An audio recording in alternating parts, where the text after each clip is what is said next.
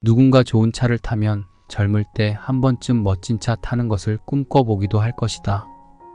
그러나 나이가 먹어감에 따라 체력이 떨어지듯 부러움과 시기심도 그 강도가 약해진다. 물론 부러운 마음을 마음에서 완전히 지울 수 없지만 덧없음에 대해 자각을 하게 되는 것 같다. 사촌이 땅을 사면 우리는 흔히 배가 아프다.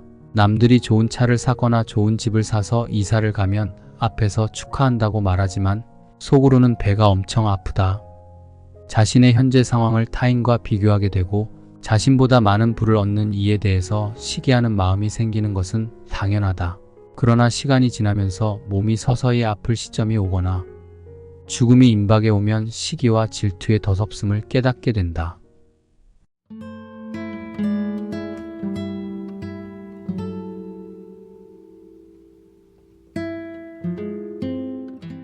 40대 중후반이 넘어가면 슬슬 아픈 곳이 하나둘씩 생기게 되고 50이 넘어가면 잔병 치레 횟수와 강도는 늘어나게 된다. 20, 30대에 넘치던 활력은 어느덧 사라지고 혈기에 의해 하고자 했던 것을 하나둘 포기하게 된다.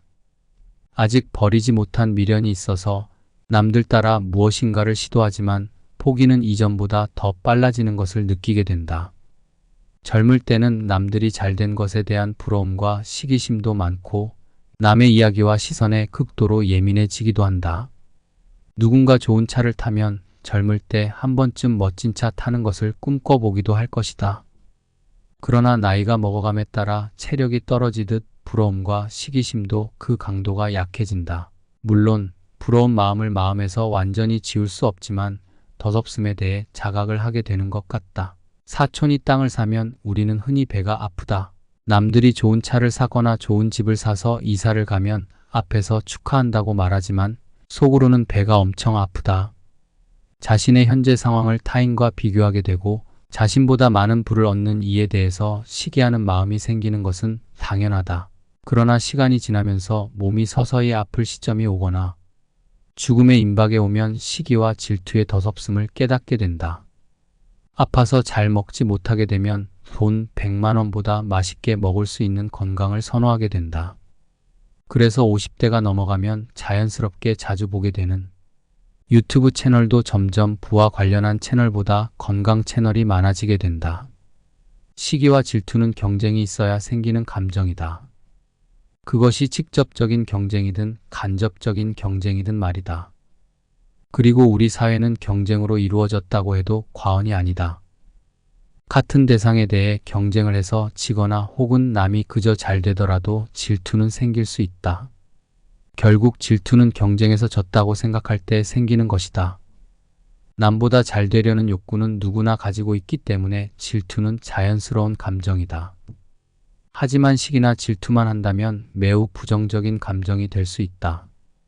사람의 성격을 알아볼 수 있는 지표는 그가 싫어하는 사람을 어떻게 대하는지 보는 것이라고 한다. 우리의 뇌는 우리가 자주 느끼는 감정대로 사고하게 된다. 이를 사고 회로라고 하는데 시기와 질투라는 감정을 자주 느낀다면 이 또한 사고 회로로서 굳어져 작은 일에도 쉽게 질투하는 사람이 되고야 만다. 질투가 성격이 된다면 타인은 물론 자기 자신도 매우 피곤한 인생을 살게 될 것이다. 괜한 스트레스를 받게 되고 이로 인해 쉽게 피로해지고 무력감이 찾아온다. 때로는 심각한 질병인 암까지 유발할 수 있다. 쓸데없는 시기와 질투로 인해서 자신의 시간 낭비, 건강 낭비를 하게 되는 것이다. 결국 시간이 지나면 모든 것이 헛되고 헛된 것임을 깨닫게 된다. 우리는 일반적으로 자신의 낭비를 줄일 생각은 안 하면서 이웃의 수입을 부러워하고 시기하는 것일 수 있다. 질투는 생산적이지 못한 감정이며 반대로 스스로의 인생을 낙관적으로 여기고 만족을 아는 사람이야말로 참된 현자라고 칭한다. 경쟁에서 지면 정당하게 이길 방법을 생각해야 한다. 이긴 사람을 부러워하거나 질투만 해서는 아무것도 이룰 수 없다. 시기와 질투를 한다는 것은 내가 부족하다는 것을 인정하는 것이다. 내가 바라는 것과 현실과의 차이가 바로 질투의 원인이기 때문이다. 부러우면 지는 거라는 말이 있다. 부러워하거나 질투만 하지 말고 원하는 바를 이루기 위해 노력할 때 이길 수 있다. 그렇다고 너무 이기기 위해서 애쓸 필요는 없다. 내가 가지고 있는 것들에 대해서 최대한 만족하거나 감사할 수 있는 마음을 갖는 태도가 필요한 것이다.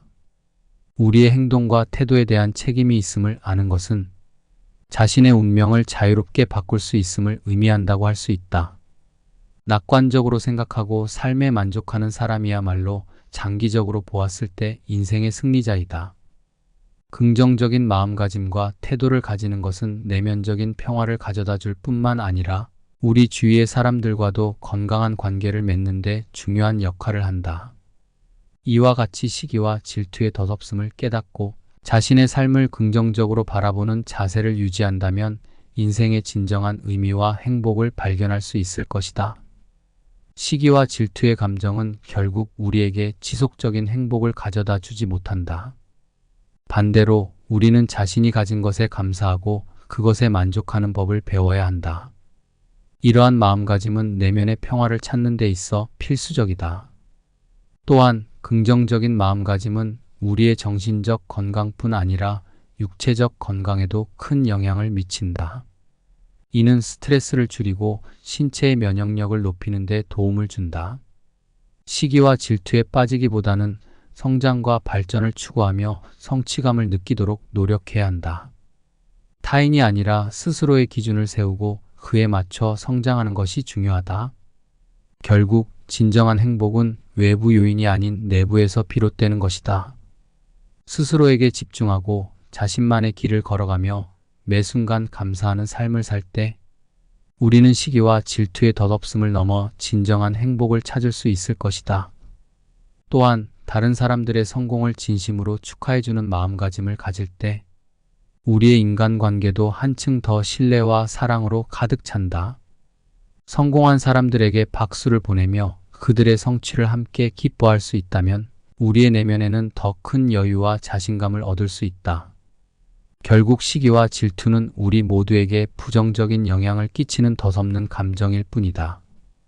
대신 우리는 긍정적인 감정으로 인생을 바라보며 스스로의 가치를 높이고 남과 비교하지 않는 진정한 자존감을 키워나가야 할 것이다.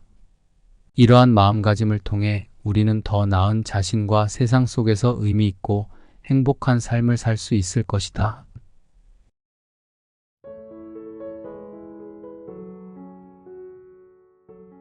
앞에서 소개한 내용은 누군가를 비교하며 시기와 질투로 인해 마음속에 어려움을 겪고 있는 분들 위해서 영상으로 만들어 보았는데요. 사실 나이가 먹어간다고 질투나 시기심이 모두 사라지지는 않습니다. 다만 나이가 먹어가면서 그 시기와 질투 등이 내 삶에 도움이 안 된다는 사실을 조금씩 자각하게 되는 것 같습니다.